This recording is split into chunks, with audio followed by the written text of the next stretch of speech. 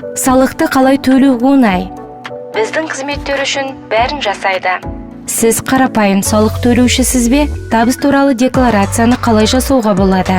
Жер, мүлік және көлік салығын тексеру және есептеу, артық төлемді қайтару және тағы да көптеген.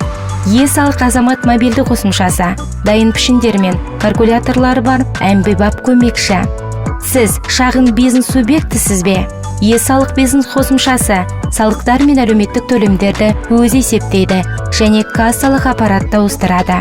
Мұнда есепке қою, салық режимін ауыстыру, қызметкерлерді есепке алу және жалақы, анықтамалар беру, шоттар және тағы да басқа бойынша жіберу.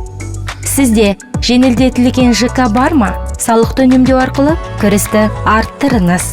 Жабдықтар мен бағдарламалардың 3 компонентті кешенін қамтиды. Онлайн касса, пост-терминал және тауарды есепке алудың автоматтандырылған жүйесі.